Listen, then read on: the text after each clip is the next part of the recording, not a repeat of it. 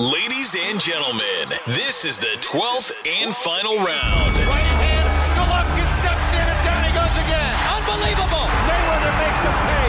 What a rookie mistake. A sensational left hook by De La Hoya. It's facts. I'm the best. You know what I mean? Sometimes I don't want to believe it myself, but it's the truth. I'm the best. I'm going to show you how great I am. From Southern California, this is the Last Round Podcast. Welcome back to episode 116 of the Last Round Podcast. I'm back here in my own capacity. I was out for January. It was actually my birthday month, so I took some time off and hung out with the family. But I know people are disappointed in me, but I'm back. Or maybe I should have just stayed away. I don't know. I should have just stayed away, but I couldn't. Boxing always pulls me back in, pulls me all the way back into this podcasting and boxing world. But once again, guys, thank you guys for listening, whether you're listening on Spotify, Apple Podcasts, Stitcher. I think we're on Amazon now. I think it's a new app. I think we're on there as well. We're all over the place. Boxing Socials, YouTube, wherever you're at, however you're listening, we appreciate it. Mike, how's it going, man? It's good to have you back, Denny. You know, scratching around, looking for people to join me. So, you held it down, though. You did it. You did it on your own. You know, everybody had the confidence in you. You did it. You were able to pursue forward without me. So just driving around California to different gyms to find people to talk to. Hey, man, that's the nature of the game. That's the nature of the game. And somebody who knows very much about this world is joining us this week. He's a professional broadcaster currently for DAZN, Golden Boy, Thompson Boxing here in Southern California. He's a podcast host for Living the Dream and Let's Go Ricky Rowe and Thurs Diaz. He's got too many to name, man. You know, they don't. I can't even count them on my fingers. And he's also on CBS2 here in the Los Angeles area. Reporter Beto Duran joins us this week on the Last Round. Thank you for joining us, man. I appreciate you guys having me. Like I said before we started the show, about damn time. You know, I'm a loyal listener, and I'm not even going to get into the fact that you said birthday month. I'm going to pretend I didn't hear you say that. I know, man. You're too damn old for a birthday month. But the pandemic, come on. Thanks for having me. Appreciate it. And like I've been watching you guys from a distance continue to grow and put in the work and the grind. And I've always said, like, you know, there's certain people who everybody thinks they could just get into the boxing world. You guys are actually doing the work, and you guys, I think you haven't even scratched the surface of how much talent you can really have with what you guys are doing. So thanks for having me. And I said it before, you guys ran out of guests, so I guess I'm here. But no, in all seriousness, so I'm really looking forward to it. When you reached out to me, I don't know who sent the message, but it was you, Mike, because it came from the Last Round account. And it said, okay, we are on this, and this, all the platforms. And I wrote back, I know who you are. You don't have to pitch yourself to me. I've been waiting for this day, so let's go. Well, you know why we do that? Because like we don't want to make it seem like everybody knows who we are. Like a lot of people, you know who we are in the boxing circles, but we put that out there because sometimes we'll reach out to non-boxing related guests who might be fans. Who might okay, now I get that. Okay. So it's kind of like I got the copy and paste message that everybody gets. No. He says that. He says that. But it was cool, man. I'm looking forward to it, man. We appreciate it, man. And before we kind of preview some of this weekend's fights and stuff like that, obviously we got Josh Warrington fighting this weekend. Jo Diaz, a local LA guy, defending this. I think it's his first defense of his title. Also this weekend for Golden Boy Promotions. Let's just talk about you a little bit, Beto Duran. Obviously a lot of people in the boxing circles know who you are, but a good amount of our listeners are actually from across the pond in England and Europe. They might not be as familiar with you as we are here in the States. Yeah. So if you want to kind of give an overview of your career, how you got to be where you are and where you're at right now. Yeah, well, let me give you guys a breakdown. First of all the people across the pond, shout out to them because I know they've made your podcast number one. I saw that. That's pretty cool and it's great. And one of the first fights that I ever attended, I didn't actually go to the fight, but I went to the closed circuit, was Mayweather, Ricky Hatton. And that's when I learned that there's only one Ricky Hatton. And and I had a great time with that. So shout out to everybody in London and across the pond. I don't know if I'll get in trouble for saying this, but I love the Smiths. Not Morrissey, but I love the Smiths. So you're one of those Oasis guys, huh? is cool. So okay, but no. Thanks, Richard. So my background is I'm a broadcaster. Do play-by-play, sports, whatever, on the jack of all trades, whatever you need. For me, I started in 2000, my first ever internship. Born and raised in LA. Parents are from Mexico, so obviously you're watching Chavez and De La Hoya growing up. I got into sports broadcasting because I always wanted to play sports, and I realized I wasn't going to be as good as I thought I was. And then took journalism class, and this is where I came into. Used to work at ESPN Radio here in Los Angeles for a lot of years. And my main gig was if there was a sport in LA going on that night, I was there. Lakers, Clippers, Dodgers, whatever it is, wherever that was at, I was there for that for a lot of years. And then in 2014, how I got into boxing was I was always a fight fan. So I'd go to Vegas to the fights for the parties, right? Yeah. But I'm like, I'm not going to be able to pay all that money to go to a fight. But I just knew that it was in Spanish called desmadre. It's a big old fest, right? It's a free for all. So I'd go to the fights out there and I'd watch it on the closed circuits. And in LA, the club shows at that time was Golden Boy was doing fights. I forget what it was called. It was at the Club Nokia. It's actually called Club Nokia. And I would go there because ESPN's headquarters are right next door. And I would be there and just working, and it was cool. And then in 2013, Golden Boy got a deal with Fox Sports 1 where they were going to have shows. And at that time, the announcer was Barry Tompkins, the legend Barry Tompkins was doing the broadcast along with Paulie Malignaggi. But Barry Tompkins is such a big name that he has conflicts, whether it's college football, college basketball, whatever it was. And at that time, there was going to be a conflict with Barry. So they wanted to have somebody in the backup role just in case Barry's on the East Coast and he's snowed in and he can't show up. So I knew the people at Golden Boy, and they asked me, hey, do you know anybody who does boxing who isn't a big time name yet, but somebody we can groom to maybe do the undercards before we get to the big shows? And normally what they would do is in Vegas, you would have the pay-per-view, like Jim Lampley and those guys. And then they have an international broadcast that is heard all over the world except the United States. So that's where they would stick somebody that they wanted to kind of bring in a little bit. Your face isn't on. And I'm like, helping them out. I'm like, you know what? There's a minor leagues you can go find like you do in baseball where it's like, okay, you work your way up, you work your college. Nobody's doing, this is 2013, nobody's doing boxing on TV at all, except for pay-per-view. And I was doing high school sports. I love doing play-by-play. And one of the persons said, how about you? I'm like, why don't you send in an audition? You're helping us find somebody. Well, why don't you send in an audition? And I was like, yeah, why not? So what I did is I went on YouTube. I recorded a demo reel with a bunch of different fights, and I was just doing the play-by-play. Having never done boxing play-by-play, but I just did it, recorded a demo reel, and I sent it in, and they're like, okay, cool. We're going to give you an audition on a fight, on an international fight. And they were doing it for a couple of different people, and they just wanted to have a backup in case Barry Tompkins ever got in, either sick or he got delayed or something like that. Smart idea if you think about it. And they're like, yeah, we'll give you an audition. So I was like, oh, wow. So they gave me in December 2013, I went to Brooklyn. It was, oh my God, I'm drawing a blank. It was Zab Judah was on the card. Mm-hmm. I got to find the card now. It was, this is how nervous I was for it. So they gave me 2 weeks notice and they said, you're going to be there, no problem. And every single night I'd go on YouTube. I would see fights that not the main ones, not the ones that I knew. And I would just practice doing them. And I would just keep on doing it over and over and over. And they even told me that, relax, it's international. We know it's your first time. Nobody's watching this. You'll be fine. And I walk into Barclays Center, and I'm like, wow, this is cool. Actually, it was Zab Judah, Paulie Malignaggi was the card. December 7th, 2013. Devin Alexander, Sean Porter, Sakio Bika, Anthony Durrell. Actually, rode the same shuttle with Sakio. Lara Trout, and Paulie Malignaggi, Zab Judah were the fights that I did. And it was cool. I sat ringside, like about 3 rows back, and I'm like, this is cool. I get done with the fight, and I had a different kind of energy.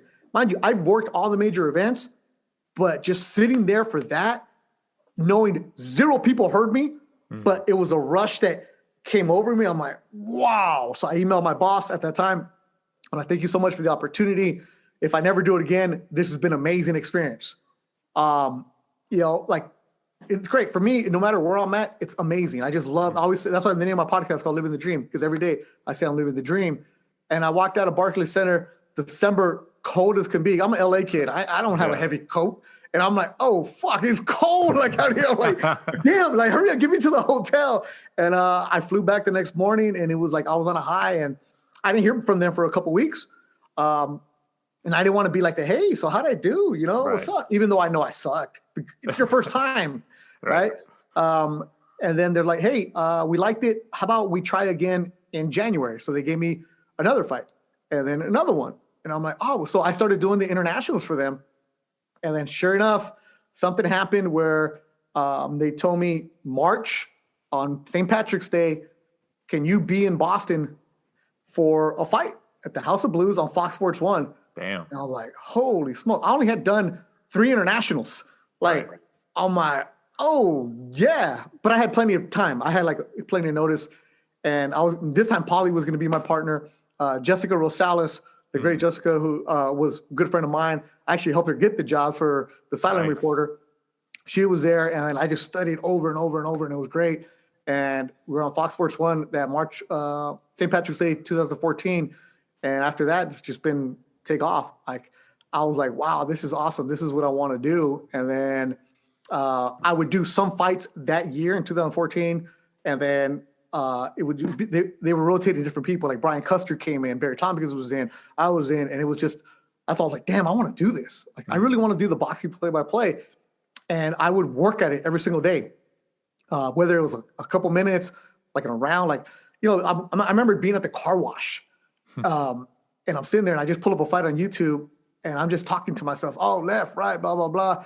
And that's what I was at. And like, that's when I was, like you say, you catch a bug. Like, I've done college basketball, I've done high school sports, I've done stuff like that, and they're all fun, but there's nothing like calling a fight, doing it. And it's just a rush. I love telling the stories of these young fighters as they progress and move on, and you see them and where they're going. And, you know, one of the things that I did was Manny Robles, the trainer, and Negrete, Edgar Yasso, they were actually training in Carson, California, right around the corner from my mom's house.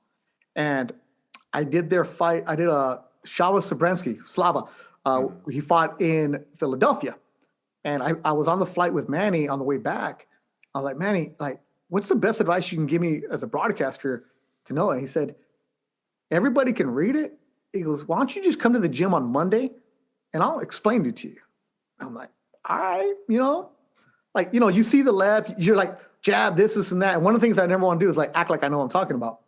I went to the gym, observed it, and he's like, why don't you work out with my guys? I'm like, so I was actually going to train to do a marathon that year. So I'm doing like the conditioning with them, get to know them.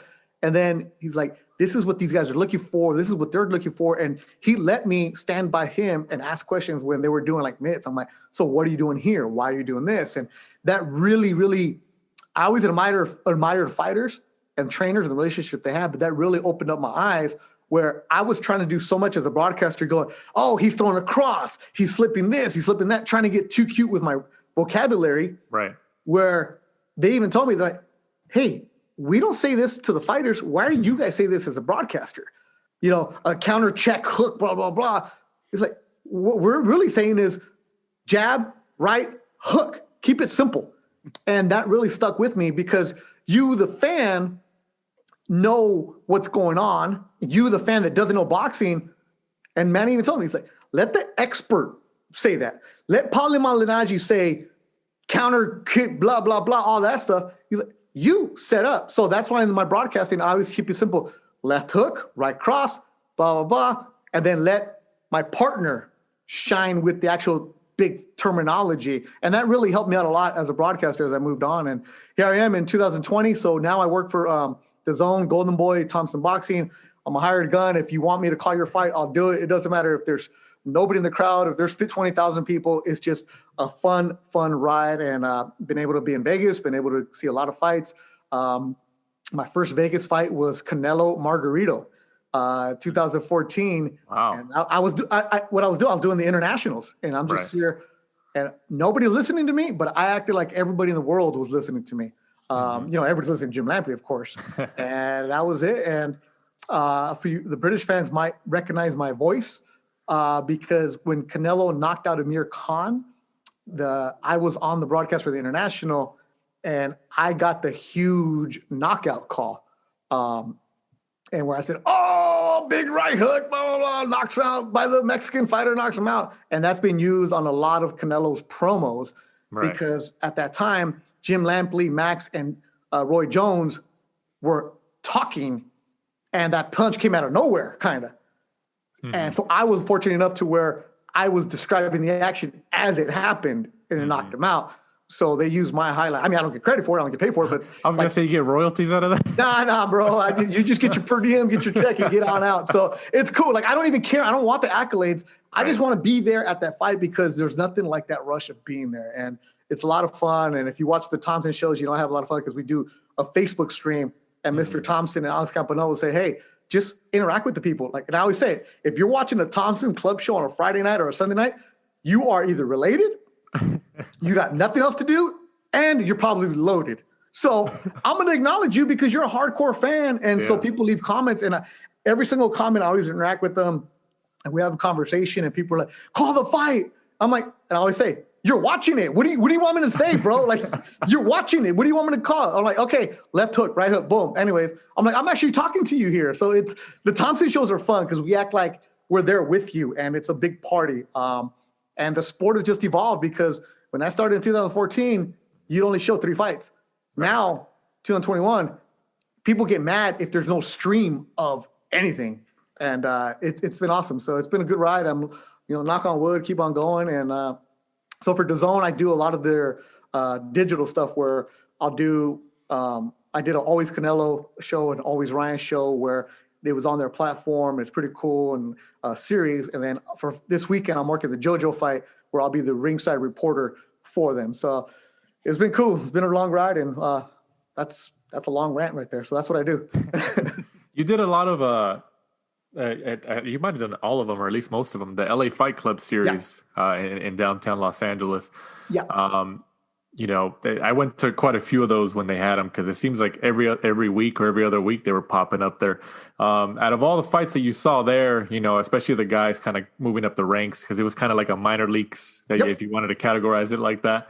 Out of all the fights that you called there, which one kind of stands out in your mind? You're just like, damn, that's the one that I'm going to remember. Yeah. I love working club shows. That's why I love the Thompson show. I'm not making much money on it, but I love just going there because you see tomorrow's stars today. And it's kind of like baseball fans that love going to minor league games, or if you're a football fan, you're watching college football, or soccer fan, you're watching the young kids and the academies coming through. At the LA Fight Club, what they was Golden Boy decided to do a show inside a nightclub, and it would be Friday nights, and they would put in their young prospects, and it would be streamed on either Facebook. At the time it was Fox Sports 1, then they lost, the contract ended, then it became Estrella TV, which was just like, I don't care. I ain't never going to work there. It's like basically bootleg TV in Spanish, man. It's just, they had a clown in there. It was just a disgrace for what they were doing. But the fighters got the exposure on the English side with the Facebook, and we did it right. And you see these young kids coming up. And it was a great idea by Golden Boy because you pack a nightclub with 1,000 people. It gives you that vibe compared to fighting on the undercard in Vegas at 4:00 with there's 3 people, and those 3 people are in the commission.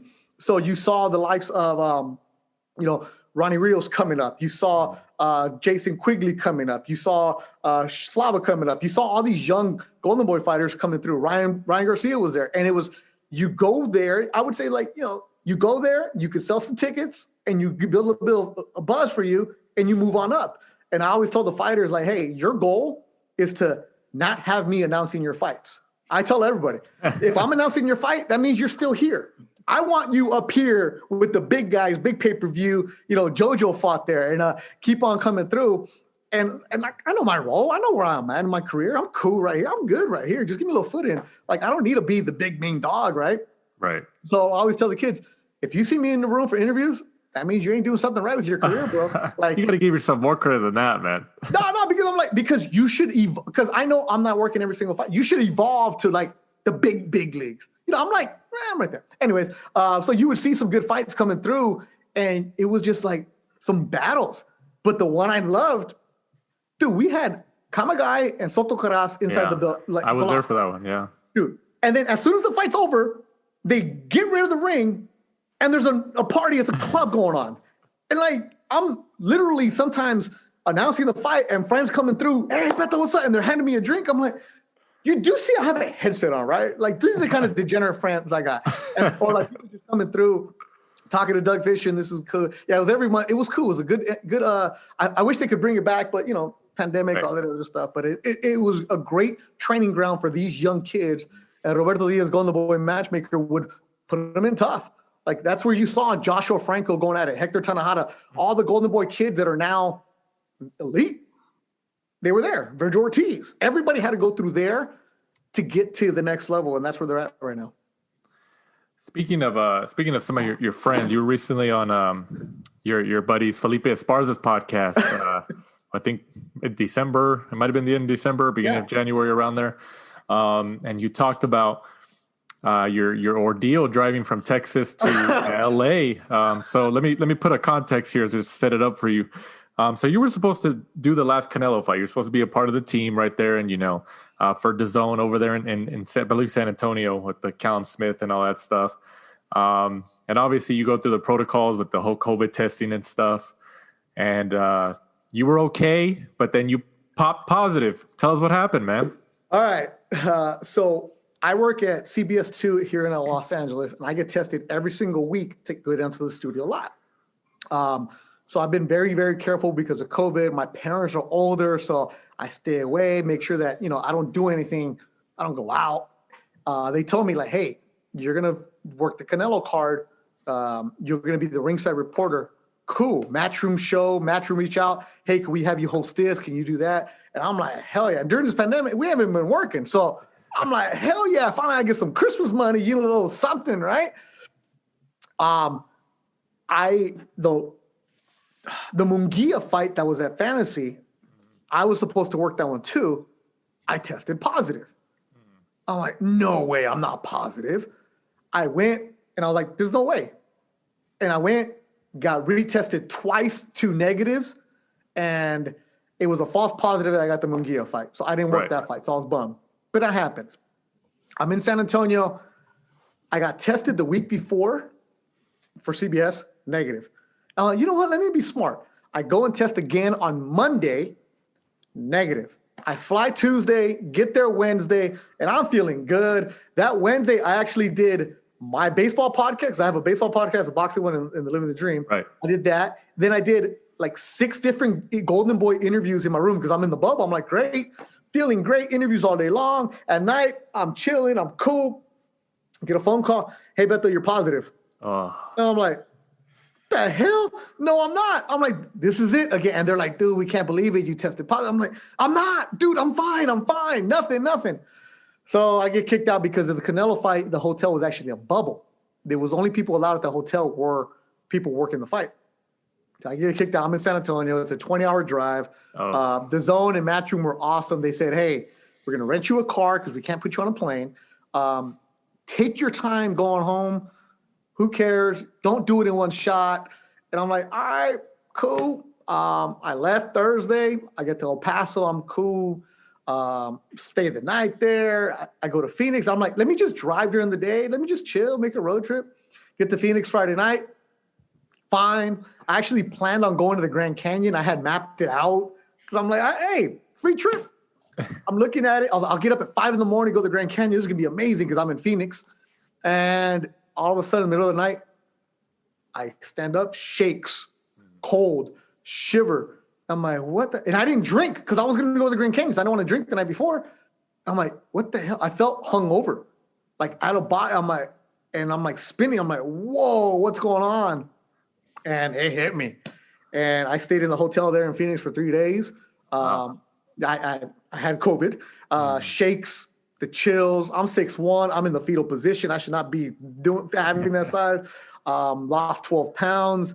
Finally got strong enough to drive home. But it was like bad. And the thing for me is I'm a runner. Like I try to stay in shape. That Monday that I went to Canelo fight, I ran 5 miles. I was a good clip. So I was fine. And then up until a couple of weeks ago, I was having the lingering problems where I was like trying to run. I run like a 12-minute mile. I'm like, this is not right.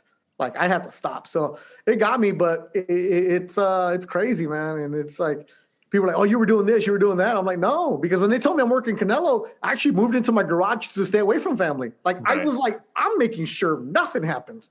And it happened. Got me. Damn, man. Yeah, I heard you describing that whole experience on his podcast, and I was like, oh shit, man, that sucks. Yeah, and the thing is, like, people were like, hey, I'm watching the fight, where you at? And I was like, all right, I'm a kind of private person. Right. I wasn't gonna say it, but then I was like, let me just put it out there, because the word got out. Some people have said that, like somebody tweeted that the DAZN staff got positive. I'm like, well, that's me. I'm like, let me just say, let me take ownership. And I'm glad I did, because it opened up eyes to some people who were like, dude, you're the only person that I know that actually got it. I've been out here doing this. So if it raised awareness of people, like, stop being a stupid ass and going out there and doing things. And right. I mean, you're going to get it. It's crazy. But luckily I was in decent shape to where, but I also blocked a bunch of people too. We're like, because I had some people tell me like, hey man, I just powered through. I'm a runner. I did this. I'm like, I've done 3 marathons. I know what it's like to go through some pain. Right. So don't tell me this. Like, I know what I'm going through. And like, I'm not a person who gets sick. So when I'm sick, I'm like, and it was just like, and one was like, oh, you're just doing this for attention. I actually had somebody tell me I was doing it for attention. And I wrote back to this is my friend. I deleted this friend from my phone, from my life. I'm like, mofo, you really think I'm trying to do this for attention? I'm supposed to be working, making this amount of money on a big platform. Canelo's fighting. Oh, but yeah, let me pretend to be sick and sit in a room in Arizona, sweating it all out. Yeah. All right, cool. Like, yeah, let me delete you. Man. So you use the block button, unlike Dougie Fisher. Dougie Fisher says he doesn't block anybody, right, Mike? No, Doug doesn't block anybody. He does it. No, he likes to go back and forth on Twitter, especially with Mayweather. Yeah. No, I don't. I use the mute button. Oh, okay. Yeah. I like mute because they still think they're talking to you. But I honestly, I don't engage boxing fans. Right. I learned that early on, not to engage boxing fans. Right. Because I cover the Lakers, so you're going to have crazy people there. The Dodger fans are really fanatics about stuff. So I'll go back and forth with them. With boxing fans, I learned early on, there's no reasoning with a lot of them. And boxing fans are the hardcore, most educated. They know their stuff. But if they have not everybody, I'm generalizing, but if they have an opinion on something, they are also the most stubborn people. Yeah. So there's been times early on where a couple boxing fans were like, he didn't say that. And I'm like, he just told me this. Here's the video of him doing this in the interview. And I was like, all right, forget it. So I don't engage with boxing fans at all. Right. Yeah, that's a smart move, man. That's a smart move. And you're in the business too, so I'm sure you get a lot of stuff going at you. Yeah, no, actually, I don't get much anymore. Every now and then I'll get some stuff because people won't like my interviews. This happened with Joet Gonzalez when he fought at StubHub. When Ryan Garcia was supposed to fight and Avery Sparrow. So I'm working Sparrow, yeah. Usher's fighter. Yeah. Yeah. And I'm working that fight for DAZN, and I know Joet Gonzalez, and he said something. He's like about, you guys are just talking too much. So I followed up. I'm like, well, who's talking? He's like, they know who they are. And I'm like, who? Who do you want to talk about? Oh, I think I remember that. Yeah. I remember watching that. Yeah. And he's like, and he called out Shakur, and he called out other guys, and this and that. I'm like, all right, cool. And I wasn't like, as a reporter who takes pride in being a reporter and the journalism classes that I've taken and what the lessons I've learned over the years, you don't let people off the hook when they say something. Right. And it's like, okay, my job is to get the answer. So if you're not giving me the answer, well, there it is. I'm not there as a mouthpiece for you. I'm not there to like sugarcoat things for you. So if a guy says, well, they know who they are, well, who are they? Like who? Mm-hmm. And I got a bunch of people on Twitter. oh, this guy's just trying to instigate it. This guy's trying to be Jim Gray. This guy's trying to be this. I'm not trying to be anything. I'm just trying to ask a question, because if he goes and says they know who they are and I let them off the hook, my bosses are going to be like, why didn't you follow up with that? Right. And so I got a bunch of people like, you this, you're that, you're trying to this and that. I don't like your style. I'm like, all right, cool, great. I don't care if you like my style or not, like, whatever. But you guys all got the answer. Like, you want to fight Shakur. Yeah, it worked out. Yeah. Because I think Shakur responded on Twitter maybe that day or a couple days later after that. I'm not, look, as a reporter, you're not the story. Right. I'm not trying to make the story about me, but my job is to get you an answer. Right. Absolutely. Absolutely. So, kind of moving on into our general topics here, the previews of this weekend, this Saturday, the 13th of February, from the Wembley Arena in London in the UK, Mike's motherland over there. Bless you. On DAZN. Maybe they might send you over there on a whim. I'll be in India. Josh Warrington, the undefeated Josh Warrington, 30-0, goes up against Mauricio Lara. Mike, what do you think about this fight? Kind of a step down. Obviously, you were expecting him to fight the Kanzu. Then obviously that fell through. And then, the IBF were trying to mandate him to fight Kid Galahad. Obviously, Josh Warrington decided to, relinquish the belt so he can hopefully chase the Kanzu fight after the Mauricio Lara fight. Obviously, him and Kid Galahad had already fought once. It was a 12-round, stink fest. No one really enjoyed the fight, very negative. So, this is kind of a comeback fight, I guess, after, Warrington being off for 17 months. So kind of a little tune-up, and then hopefully, fingers crossed we see him in there with Kanzu for the WBA title. So Beto, Kanzu's obviously been promoted by Golden Boy for quite a few fights now. I think it's actually Zhu Can, but they were calling him Kanzu at the Shu, actually. Shu Can, yeah. But I remember they were calling him Kanzu at the beginning. Well, it's the way that their language, they put the last name first. Right. So, Is it read that way, right? yeah. Yeah, because I think Ichiro, the great Ichiro in baseball, Yeah, it's like that as well. But yeah, Shu Can, I've did a couple of his fights. He fought Manny Robles and defended his belt with him. Right. Nice guy. Throws a what's it called? CompuBox. They have a great time with him. Or Dan Kenobi, because they just can't keep up with what's going on with him, and he just throws punch after punch after punch. And he's actually been saying, "Oh, okay, you want to fight here, you want to fight there," going back and forth in his interviews about how he wants to fight him and how, but he wants a crowd there. Right. And that's what Shu wants. And I can see that because of a big fight, but I don't blame Warrington at all, because 2020, you just got to put it a wash. 17 months, I didn't even know it was that long without a fight. Right. And you can train all you want, but mentally, what's going on with you? As far as some of these guys get fatigued from just training, sparring, whatever it is you're doing. So I know that with a kid, there was going back and forth where they were talking and this is that. Hey, at the end of the day, you still got to get in the ring. You still got to beat whoever's in front of you. And I have no problem with guys right now taking a tune-up fight if they feel it's necessary for them. But like Roberto Diaz says on the Thursday Diaz show, Golden Boy Matchmaker, but if you're offered a big fight and you turn it down, right, don't get mad if that call doesn't come again. Right. Next man up. Yeah. Yeah. Right. What do you think of, in a hypothetical matchup between Warrington and Zhu Can? I don't know. I can't really get into what's going to happen and how they're going to do it, because when you fight a guy like Shu, it's you can't do what you normally do. And I remember talking to Manny Robles Jr. about that. The guy just wouldn't stop throwing and coming at you, and actually technical about it. So the matchup's going to be good, and that also depends on where it's at. Right. If it's in the United States, I could see it going one way. If it's back home, another way. Right. Yeah. I mean, I think Warrington is going to try as much as he can if they try to set up that fight or negotiate that fight to bring him to London. I would think so. That's where the money's at. Yeah. Right. What do you think, Mike? Well, he'll take him. He's from Leeds. He has a big Leeds following. It's been a big ticket seller. It's kind of how he got to where he was, because he would put bums on seats, which obviously promoters like. And, he just kept winning and winning and winning. The fight itself, I always count Josh Warrington out. I thought he was going to lose to Lee Selby. I thought he was going to lose to Carl Frampton. He always seems to rise to the occasion. But like Beto said, when you're fighting Kanzu, you just don't get time to think. You don't get time to get into any sort of rhythm because he's just constantly throwing.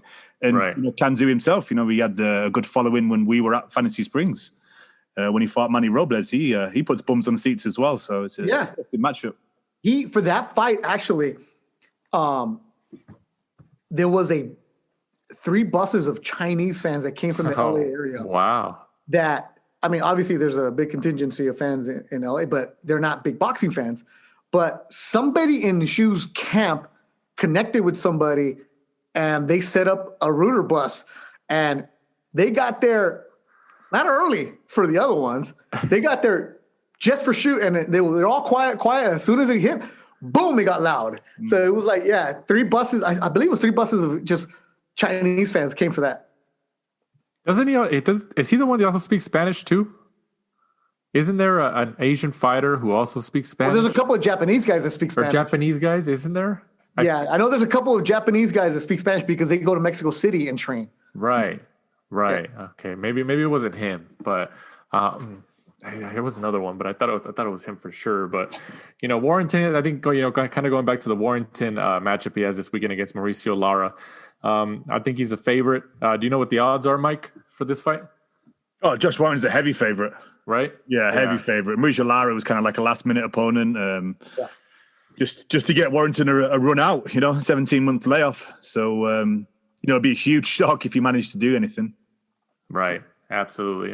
And also on that card, Zelfa Barrett, I believe I pronounced that right, 24-1. It goes up against Kiko Martinez. Kiko Martinez, you guys might remember his name. I think he fought Abner Mares, right? Or was it Santa Cruz? He fought Santa Cruz at the Honda Center.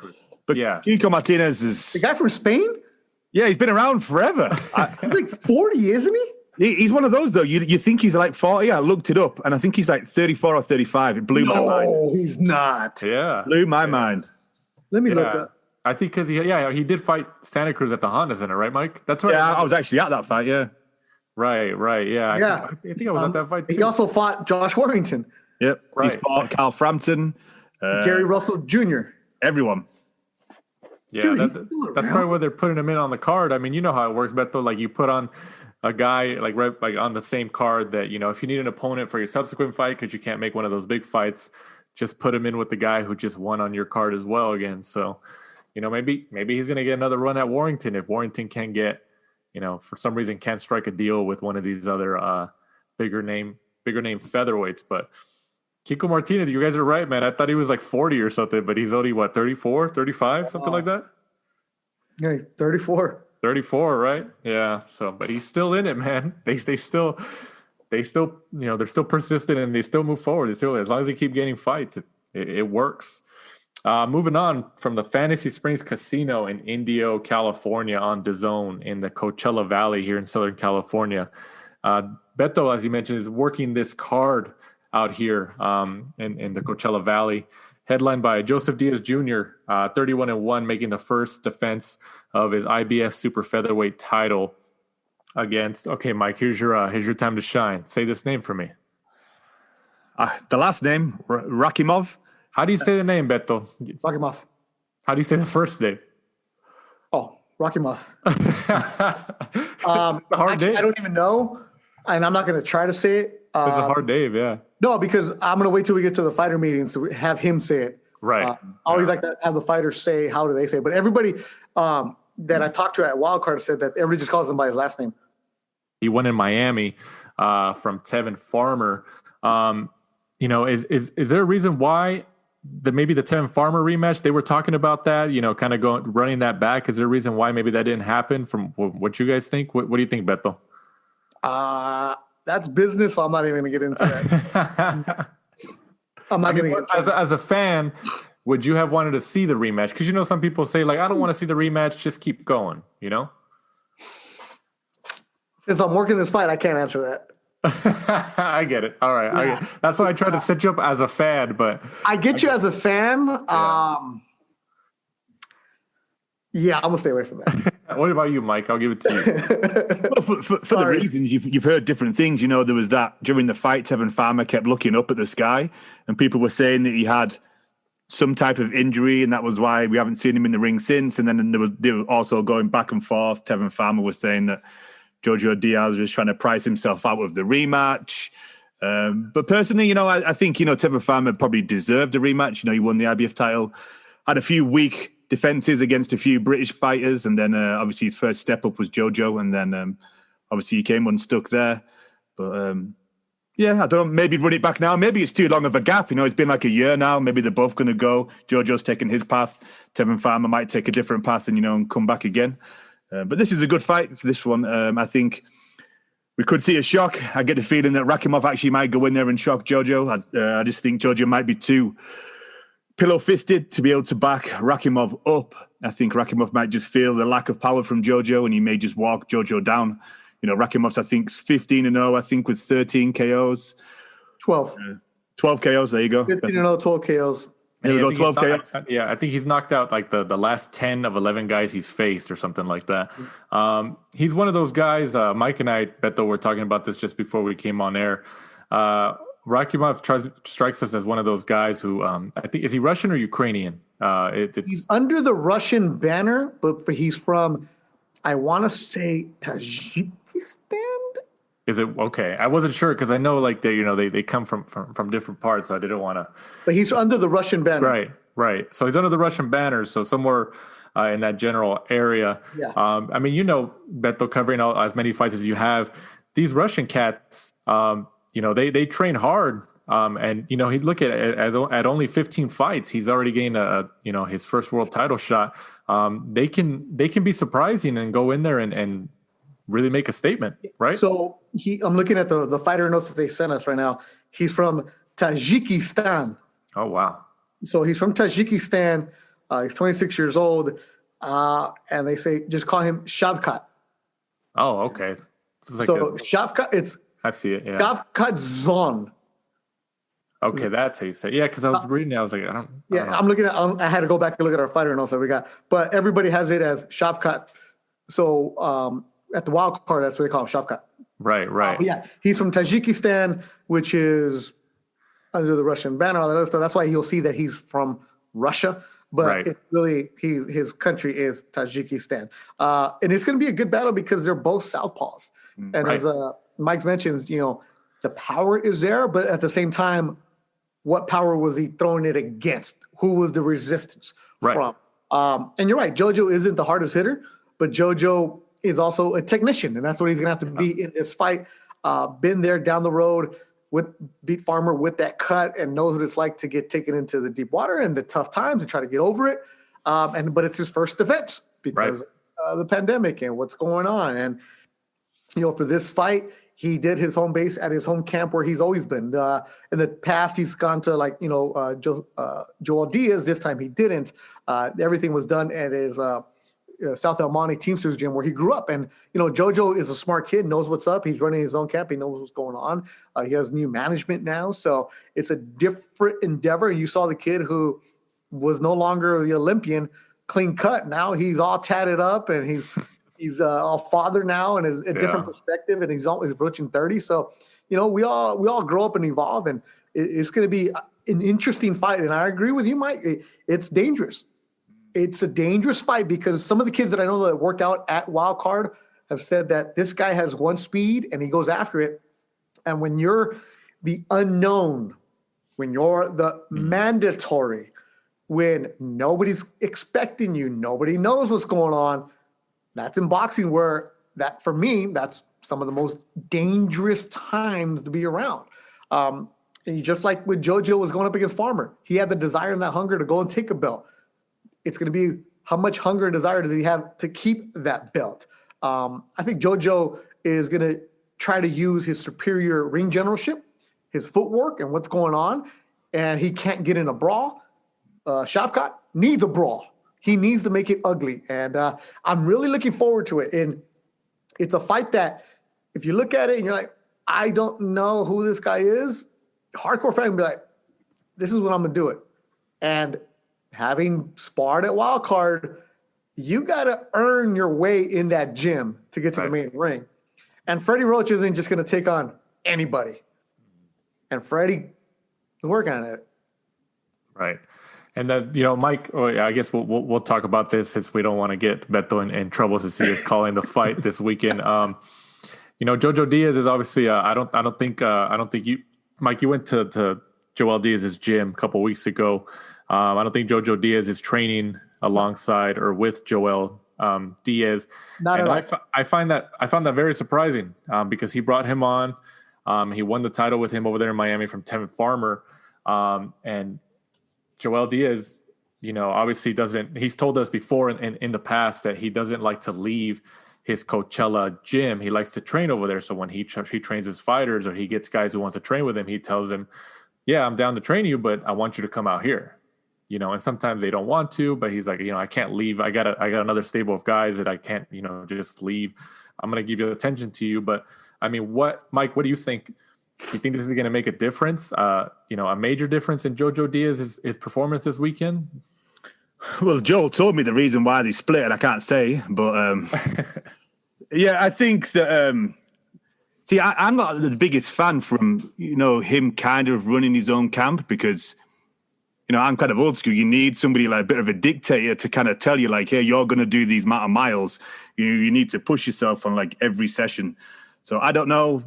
I wouldn't be a fan of, someone kind of training themselves like he's doing with his dad. And I think he's also kind of working a little bit with Ben Lara in camp. So maybe Ben's taking him and, pushing him to those next levels because, you always just work harder when someone's there watching you. They get those last few reps out of you, those last few extra runs, the stuff that you kind of, you maybe would stay in bed. They'd come round, kick your ass out of bed, make sure you're doing those extra miles. But, it's, only time will tell. We'll see on Saturday. So, right. Yeah. Let me just add a little bit to that because I do that boxing podcast on Thursdays called Thursdays with Joel Diaz and Roberto Diaz, matchmaker. Completely different. Basically, it's like listening to your uncles tell boxing stories, and that's what we do. It's available on iTunes, Spotify, all those plays on YouTube, and we drink during the show. So it started off during the pandemic where I was testing out this software program, and I was like, Joel, you talk a lot. Let's go. Let me just use you. And he's like, yeah, no problem. And I do it live on YouTube, and I was testing out the program. And a couple of people started watching it, and they're like, oh, we'll see you guys next week. And I'm like, oh, damn, no. And then we do it every Thursday at 8 o'clock.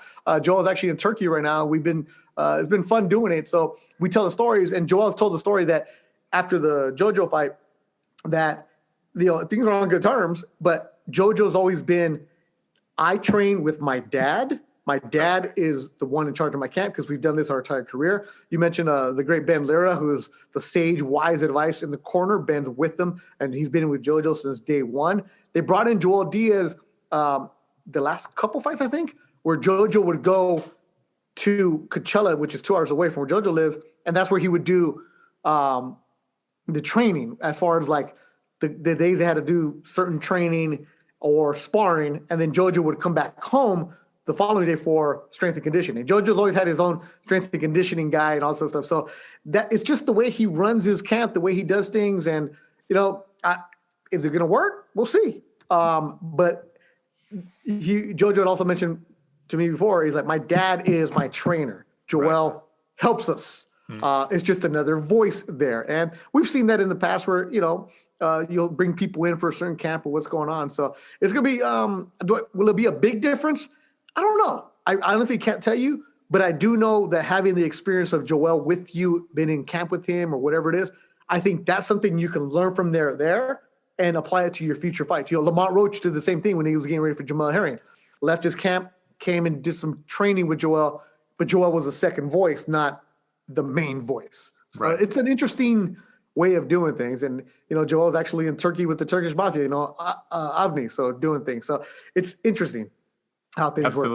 Absolutely. Yeah. I mean, I of course, being here in Southern California, we were able to kind of get an inside glimpse into Jojo Diaz kind of moving up the ranks. Like we talked about earlier, LA Fight Club series and other stuff. He went up the ranks out here in the greater Los Angeles area and all that stuff. So, obviously he can fight if he got to this level. And he was, he was when he lost to Gary Russell, he regrouped and he came back and he obviously got his world title from Terran Farmers. So I still have confidence in it, but it is intriguing, like we just talked about, that he separated, I guess, if you want to describe it like that, from Joel Diaz, and it's a little different. But like you said, Beto, he's always maintained that his dad is his trainer. That's his lead guy. So I get it, family, and he kind of raised him and then has been with him throughout these training episodes and all that stuff. So it's intriguing, especially going up against somebody 15-0, kind of an unknown mandatory, like we talked about, Russian cat like that, and all the stories that they talk about at Wildcard, like you guys mentioned. It's intriguing. So it's definitely an intriguing fight that if anybody listening right now, if you guys have the time, definitely catch it on DAZN. Is this going to be on DAZN in England too, Beto? Supposed to be, right? I mean, should it be, Mike? I believe so. Yeah. Get your money. Get your money on Rakhimov KO. Wow. Baby, what are the odds on that? Right, I'm trying to find them. They haven't been released yet. He's about 2-1 just to win. So I'm thinking a Rakhimov KO. I would probably put a 5s or 6s. Interesting. So that's what I'm gonna put. The whole card is actually pretty good. You want me to go over it? Go do it. I'm looking at the notes right now. That's why. Do it. The co-main is a good one. Brazil against Argentina. Patrick Teixeira against Brian Castano. They both know each other. Castano's actually in Manny Robles' gym. He trains in there when he's here in Southern California. Teixeira, the last time I saw Teixeira, Curtis Stevens was just knocking him out in Vegas on the same card as Amir Khan. So that was different. He rebounded and he beat Carlos Adames, who he brought in Adames to be his sparring partner, which is crazy, man. It's just how boxing works. The one who I think is going to be really good, Ronny Rios-OScar Negrete. Yeah. They're just going to go back and forth. Dude, that dog is big, bro. Yeah. That dog is just... Oh yeah, I'm looking at you all of a sudden, the dog just popped up. So on our Zoom call right now, Mike's big old dog just popped onto the screen. If you guys, for our audio listeners, so I can describe what's going on. Mike's big old dog, big ass dog, just popped into the screen. And just disrupted Beto's train of thought. I didn't see it. I just saw his face. He was like, yeah. And then the dog just popped up, and the dog just like, hey guys, what's going on? Like, hey, how's the conversation? I mentioned Ronny Rios and Negrete, and he's like all excited. So see the dog goes. And you know what Negrete is going to do? He'll stand in the middle, and he's just going to throw. Yeah. So it'll be is it going to be a knockout on that one? No, but the winner of this can move on to a mandatory somewhere. That's what's on the line for these guys. And Ronny Rios, he stopped Diego De Loya, so his career has completely... That was a big win for him, too. Yeah. Huge. He was the B side, right? Shane Mosley is fighting Christian Olivas. It was supposed to be Jason Quigley. Quigley got sick, so Quigley is out of the fight, but they'll keep Shane Mosley. And then the DAZN opener, Beck the Bully. Yeah. Against, remember this guy, Morgan Fitch? Oh, yeah. Fitch. Yeah. Why does that sound familiar? He's the guy that Roy Jones said, hey, he's going to be the next big thing. Roy Jones was with them. Morgan Fitch from Pittsburgh, but lives in Louisiana. He walks in with a big headdress, like the Indian headdress. Oh, that's what it is. Yeah. He lost to Yamaguchi Falcao. Okay. In Vegas, a fight I worked. Tough dude, and 19-4-1, and he's going up against Beck. Remember, Beck was supposed to fight Kovalev last week. Right. So it was, from what Roberto was telling me, it was hard to find somebody to fight Beck in general, let alone on short notice, let alone when they're like, wait a minute, if he was going to fight Kovalev, that means that budget was this. 2.5 million. Yeah, and so now you want me to fight him, so that means I need that amount of money. So he said some guys priced themselves out, but it was hard to find an opponent, but they did get Morgan Fitch, and Fitch is a good opponent. Fitch is tough. So I would like to see Beck go some rounds, because the Beck the Bully just knocks people out. But I want to see him actually do some work. When I was in camp, I was chatting to the manager of all the Uzbeks, and they said that they offered it. He was showing me some messages. They offered it to Sullivan Barrera and also Gabe Rosado. Right. Yeah. Yeah. I mean, that's what face is like. Say it. No, yeah. I mean, but that just goes I didn't say any names. That just goes back to, your original point, like, you know, I know a lot of things. I just can't say it all. Oh yeah, we get it, man. That's what we're saying it for you. You just don't have to say anything. but Beck the Bully, I mean, like, you know, he's dangerous, man. He's dangerous. I feel like a lot of people look at him as one of those guys, like we were talking about earlier today. Mike and I were talking about. He's kind of in that same boat as Dimitri Bivol. You know, high risk and low reward in terms of the financial side. Right. But, yeah. When I was over there, they were also saying that the best sparring that Beck's had was Benavidez. So those who just went to war. Yeah. Oh wow, that's interesting. Fight. Yep. That was a year ago, 2 years ago, something like that. Yeah, about a year ago. They were saying. Did you see him spar? Beck? Yeah. No, because I went the day that Kovalev tested positive, so he was taking a week off. And then coming back ready for this card, yeah. He spars heavyweights. Yeah, he does. And they're having trouble finding heavyweights to spar him.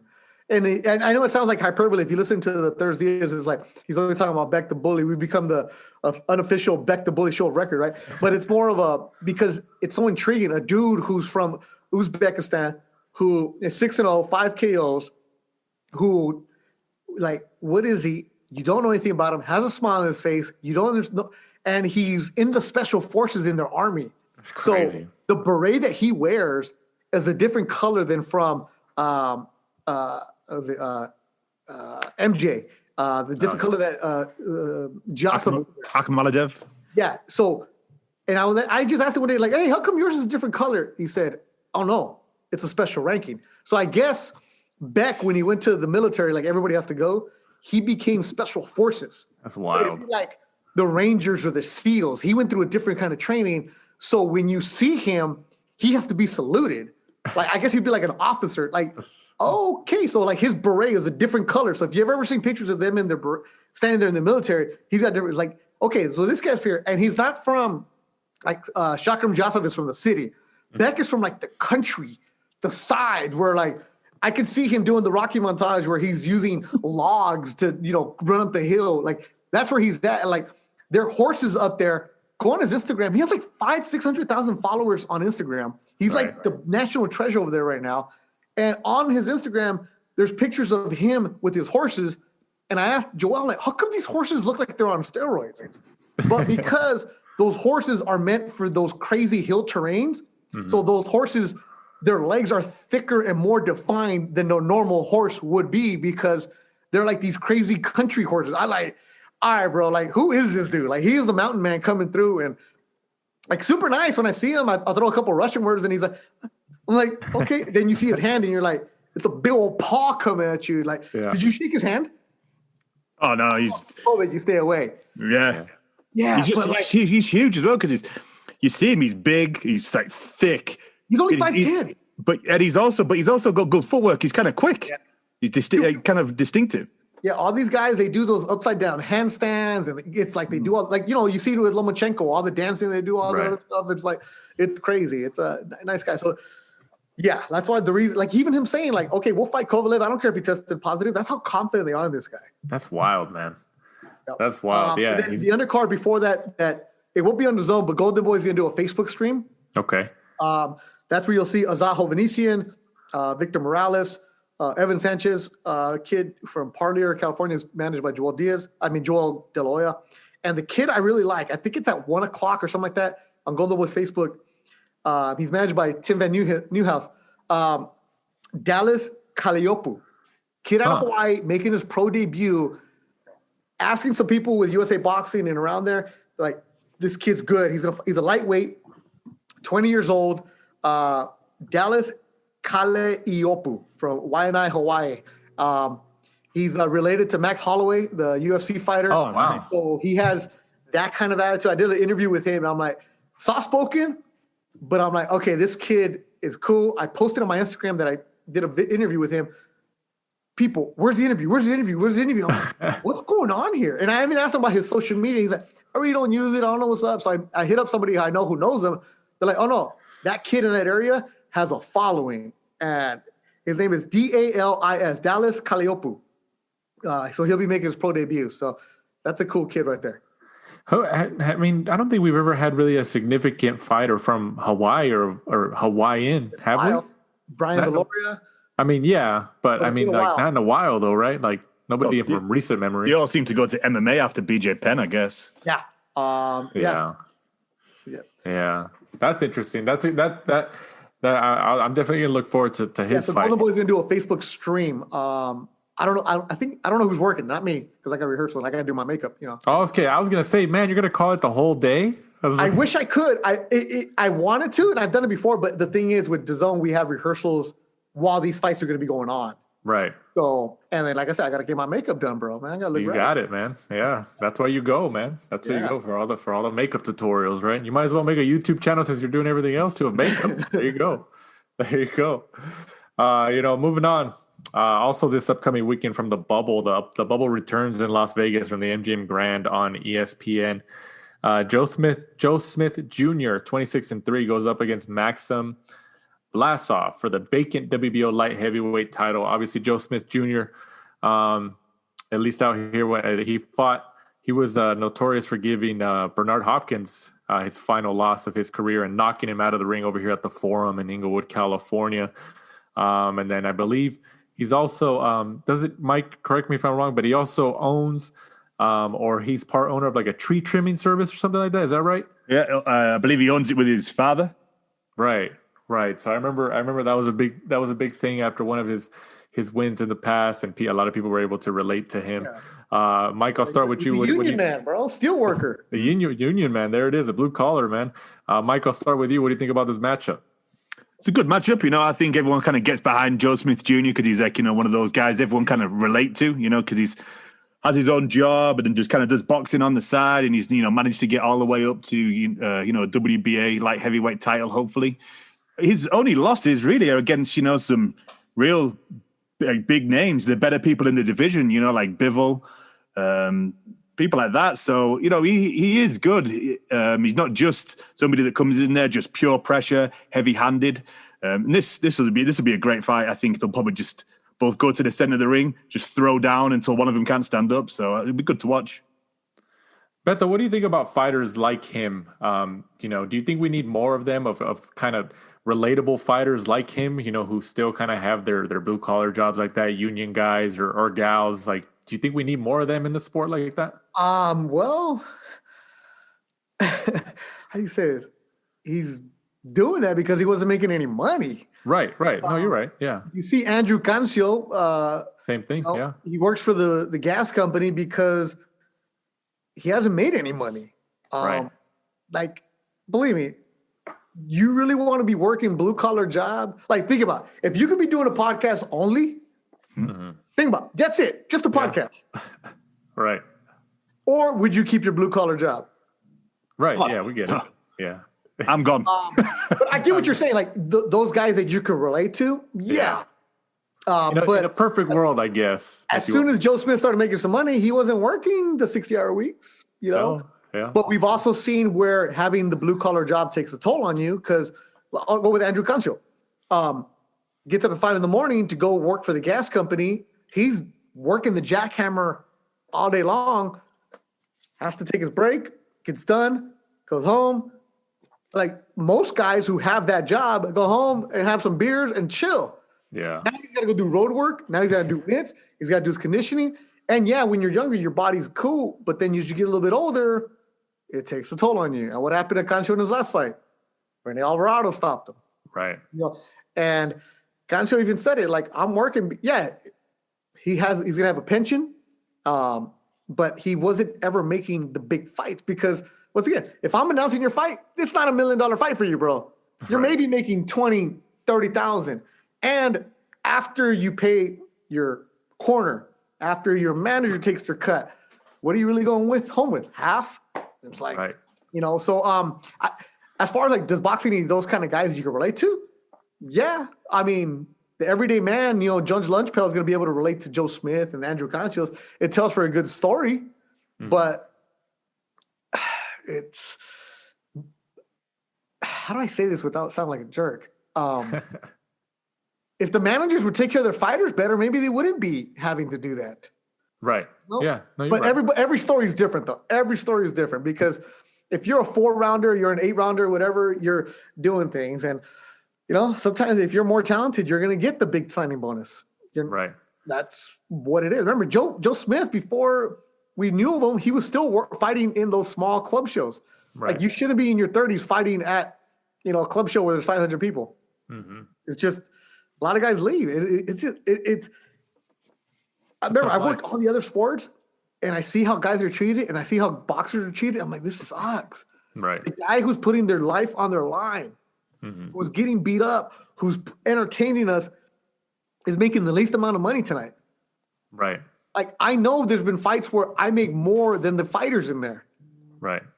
But it's like, at the same time, it's like, hey, that's what you chose. But it's just, man.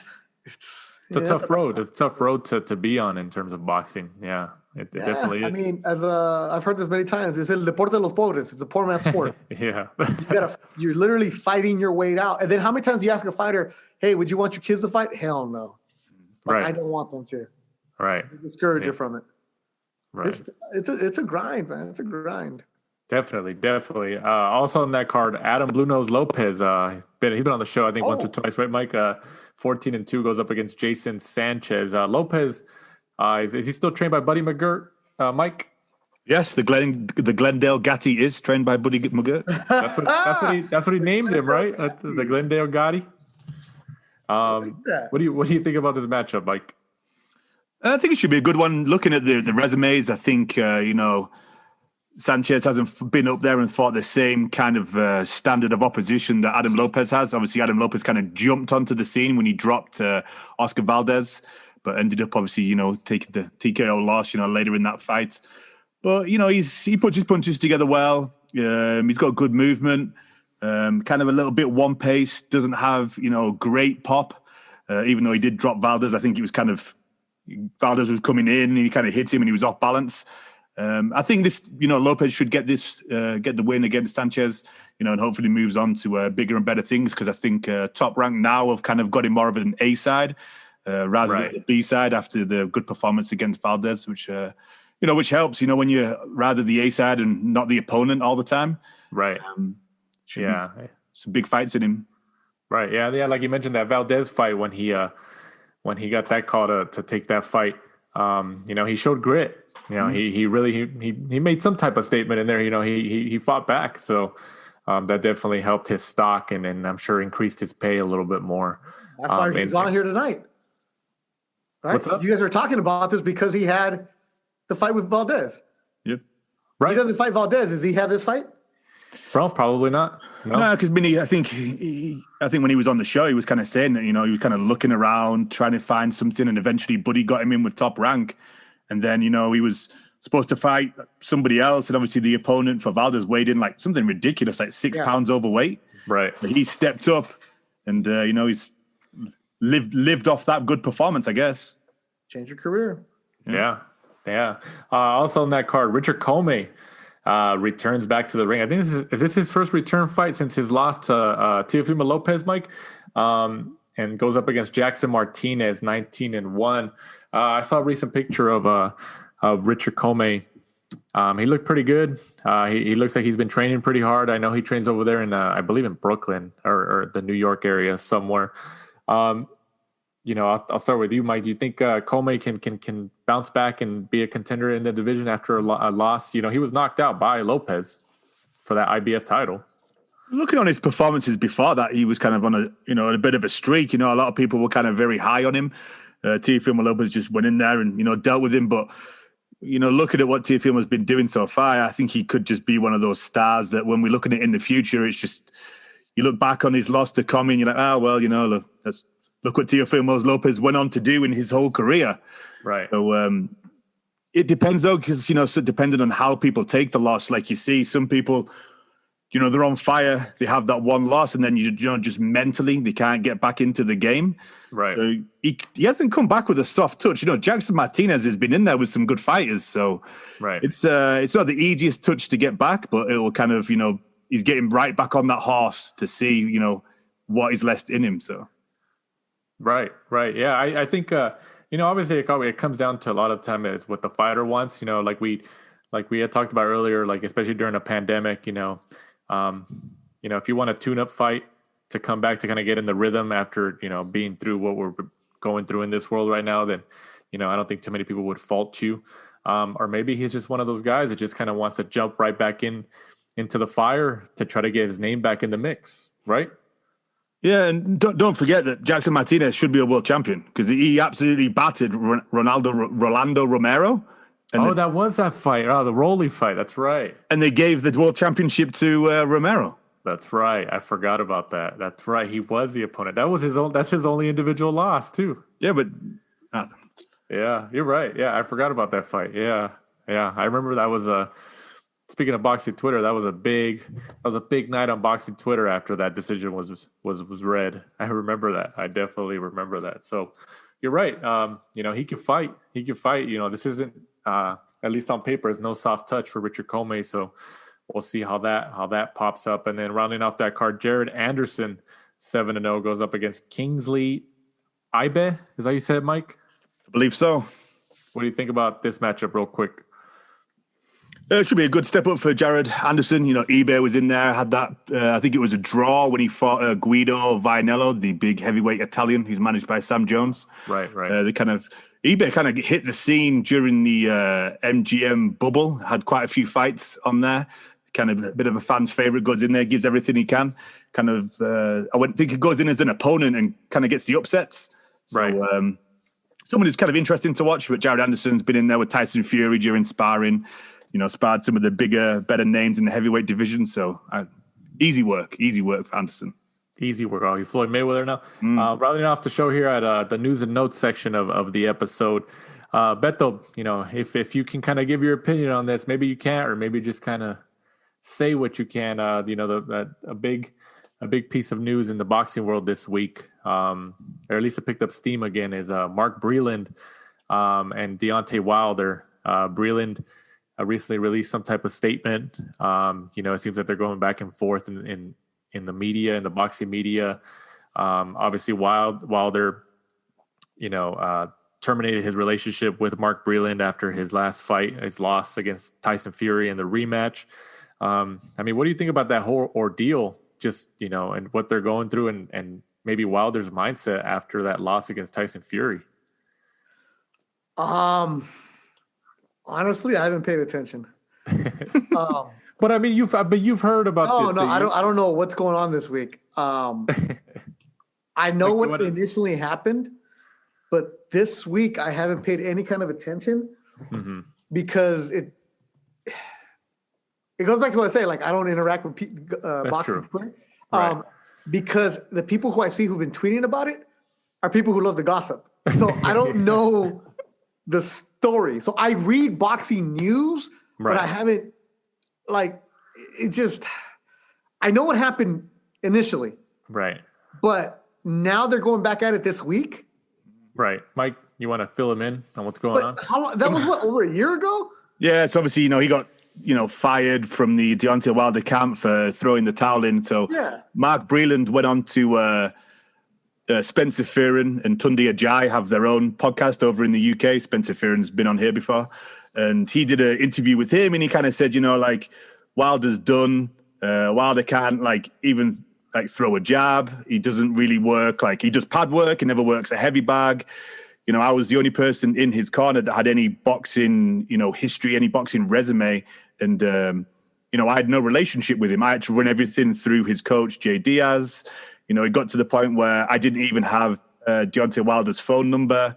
And then obviously, he got fired for throwing in the towel because he was kind of saying that, I have a son the same age as Deontay Wilder. And if his legs have gone, his eyes are glazed over, I did the right thing. I saved him.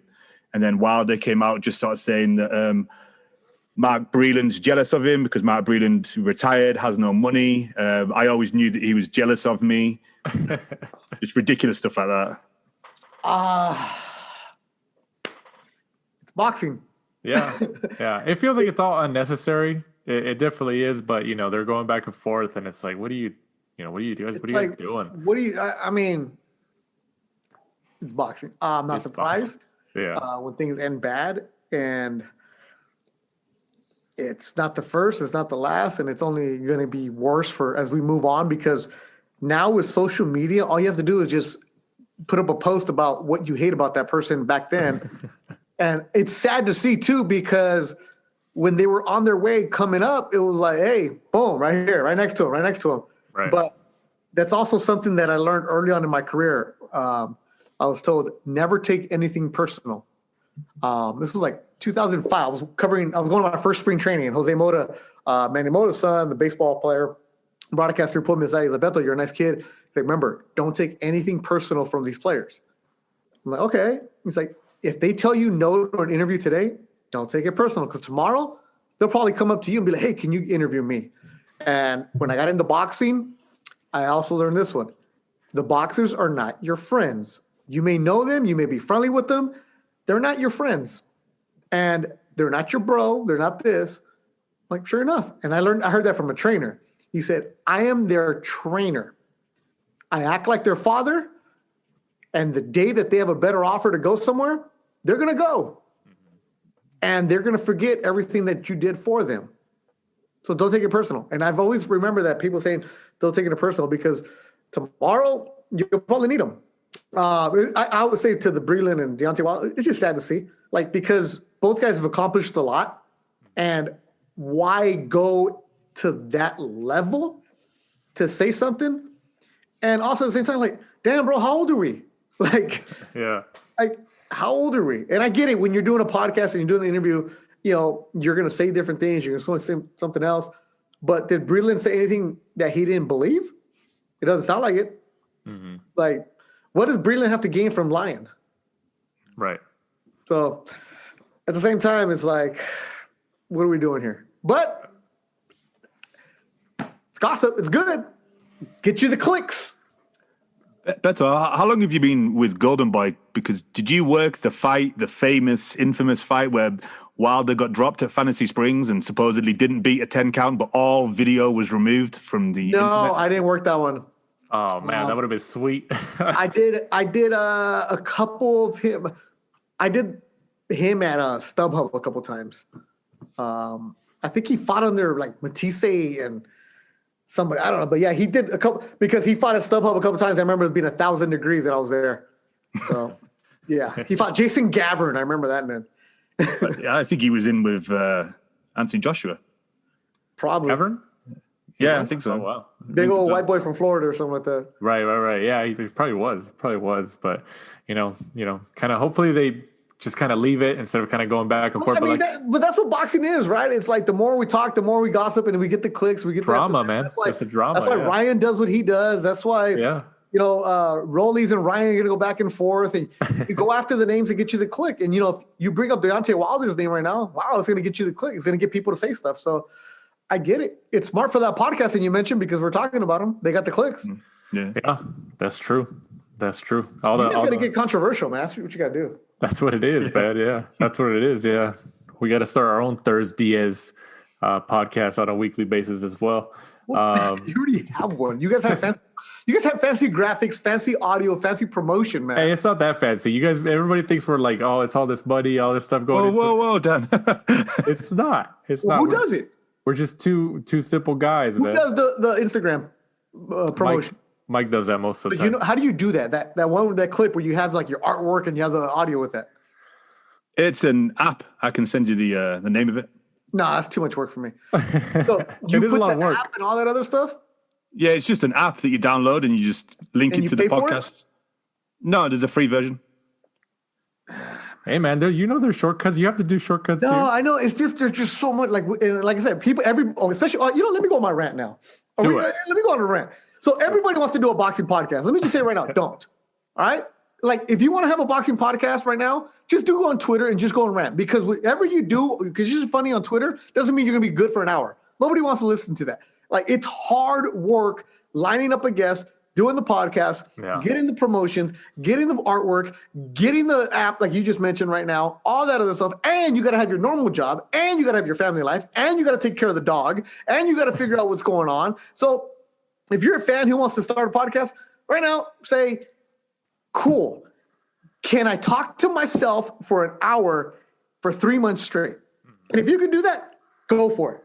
But I gotta give great boxing opinions. No, you don't, because everybody is giving the boxing opinions. What are you doing that's different from everybody else? Right. And are you going to really be willing to grind every single week? Because you got to be consistent with your podcast. All right, soapbox over. Soapbox over. So no, you're right, though. You got to be consistent, man. That's what we talked about at the beginning before we started. We're going up on 3 years doing this now. And at the beginning, I remember we talked about it. It took us a couple months to really kind of start it, and we talked about consistency. And you guys were the first one to really do podcasts. Boxing. I think the boxing rant, Steve Kim's original one. Doesn't exist. Fight Disciples. Yeah, there's other ones. There's other ones that were there before us, but we've been lucky to kind of find our spot. Well, they come and go. It's not luck, man. It's work. Yeah. It's not luck. There's nothing luck about what you guys are. It's work that you put in, your grind. You're right. They come and go, right? They come and go because it gets old. It gets stale. Like, how do you continue to evolve and get better every single week? That's what you got to do. I know I'm sounding like an elitist and a know-it-all, but that's really what it is. And then, finishing up the episode here, Leon Spinks, the great Leon Spinks, obviously just recently passed away. He's obviously known for his big win in 1978 over the great Muhammad Ali. And then he had that picture of his famous toothless smile. What'd you think about the career of Leon Spinks, Beto, and his legacy that he's left? It was interesting. Remember the way he started, the military, and just going after it. And you're not going to see that anymore, where a guy starts so late. But because he was a heavyweight, he was able to do it. Character. But you bring up Leon Spinks, you also bring up Michael Spinks, and you bring up Corey Spinks, and the fight that they had in him. And you said like that famous picture of him. So, I mean, I was too young to see it. But as you start working in boxing, you start hearing stuff and reading stories. You're like, that guy seemed like a character. And it really was cool to read about him, because forever be known as he's the guy who beat Muhammad Ali. Mind you, it wasn't Muhammad Ali, but hey, at the end of the day, he's going to go down everywhere you go. So RIP to Leon Spinks. Mike, what'd you think about the career of Leon Spinks? I kind of agree with what Beto said. Really, he seemed like a bit of a character. I think for some of those guys around that generation, it's just kind of everyone falls under the shadow, unfortunately, of Muhammad Ali. Even though he got the victory over him, it's just kind of everyone just kind of looks at Muhammad Ali because he kind of just spanned that whole time, and he was such a character, such a world-renowned name everywhere. So, but it's good though. I think hopefully now people will kind of read up about him more. Sometimes it's kind of when they've gone that their career kind of becomes to light, takes the forefront because he's passed. Absolutely. And Beto, we once again we want to obviously offer our thanks and gratitude for you to jumping on this week here on the last round. The first of many, hopefully, because we know you were pissed off. You guys are going to ask me like some good stories, bro. We know you were professional today. Hey, we try to get it out of you, but you're giving us that PR. Oh, you're asking me about like fights and opinions. I thought you were going to ask me about like what guy did I get drunk with. Well, this is a boxing podcast. It's a boxing podcast. What do you expect? I mean, okay, if you want to open that door. Nah, it's too late now. I gotta go. my food's here, bro. We drink it. I'm not ready to get into that. Like, who is my favorite partner to work with? Who's the worst partner to work with? How much is dry cleaning cost when they get blood on your shirt? How come I won't wear a white shirt? We need to save those questions for the subsequent apperances. I've got one. I'll do it for the other podcast I go on. I've got one. Have you ever been drinking with? I know you're gonna say. I forgot his name now. Bert Sugar? No, not Bert Sugar. Are you talking about the other DAZN guys? Yeah. Chris Who's Maddox? the one they always say is a drinking? Sergio Mora? The other one. Chris Maddox? No. WWE guy. Todd Grisham. Todd Grisham? Oh, yeah. Dude, I went to Chihuahua, Mexico with Grisham. Maurer always makes out that he's like, oh, you don't want to go drinking with Todd Grisham. He's a maniac. And nah, he's not a maniac. Maybe I am a maniac. I don't know. Because like my Instagram, I'm all professional, right? But like I can fucking get after it, bro. But no, Grisham's cool, man. Grisham's a good dude. Like he drinks, but I think it's like we all drink the same amount. It's not like like there's a couple of people who I'm like, hell no, I ain't going with those people. But Grisham's cool. Like we were in Chicago, people working fights on Facebook, and he was having in Parral, not even the main city. He was in a smaller city, and he was cool. We were at a club, and he was like talking to people. Yeah, Grisham, dude. When you work WWE, you can go around the world and you'll be recognized. Yeah, that's true. And you just know how to behave. Grisham's a good dude, man. I like hanging out with Grisham. Yeah, he seems like a cool dude. We had him on the show with the last year. Yeah, he's been on the show. Yeah. Coachman, I won't hang out with because that guy's just a monster. He's so big, Jonathan Coachman. Oh yeah, he's like 6'3", I think. He's a big guy. He's just like out there, man. He's got some big hands, so he's cool. Who else? Well, he did a couple Golden Boy shows. Yeah, too, he did. Right? Yeah. When we had the Facebook shows, he was doing those. Right. He works for he's a busy guy, but yeah. So that was stuff like that. Yeah. So, obviously we'll save a lot of those dry cleaning and blood on the shirt stories for the subsequent appearance. You see, we did that on purpose so you can come back, so you can talk about that. All right. So we're setting it up, the rematch. Who don't I like? Yeah. Give it to us. Him. Would you ever work at WWE? Nah, I'm not a wrestling guy. No. I think the coach. I think I saw an interview where the coach, Jonathan Coachman, said he wasn't really a wrestling guy, and they saw him and they gave him an audition, and he did it, and it was the same thing. Well, Coachman's character, but I'm not a wrestling guy. I'm cool. I'm good where I'm at, man. Doing my little thing, just sticking around, having a couple. I got my foot in the door. That's all that matters. That's it. Having a blast. Absolutely. Well, before we sign off here, Beto, go ahead and tell our listeners where they can find you, what your projects are. Obviously, you got the DAZN card this weekend. Go ahead, man. The floor is yours. Yeah, Instagram is where I have fun. That's Beto Vision or Beto Vision. Twitter, where I'm boring and professional. That's Duran Sports. That's where I'll tweet the news. YouTube is Beto Duran. And if you're a boxing fan, Thursdays, 8 o'clock LA time, live on YouTube, myself, Joel Diaz, Roberto Diaz. And it's like I usually pick a topic and it's like, okay, this week is, hey, all right, what's one of the best memories that you had in Europe? And, Joel will tell a story about going with Tim Bradley and winning in England and all of a sudden getting chased out of the arena because they won. And, or because what do they call it? Stones over there, right? The pounds. Yeah. Called stones. So he's like, everybody kept telling Joel, like, oh, he's a couple stones over, and Joel's thinking they're going to throw stones at him. So he didn't know that's what they call it. And it was that, and just like, okay, it's like, all right, what do you think about this story? So, and we take questions from people as they interact. It's like live on YouTube, 8 o'clock, and we're drinking, we're having some wine, or Roberto Diaz, he's a fancy man, so he's got his little fancy cohiba, or he'll have he literally did one show from Cancun or somewhere in Mexico where they filmed the scene from Chapo. So it was like he was in that house. So oh wow, matchmaker in the world. So that's it.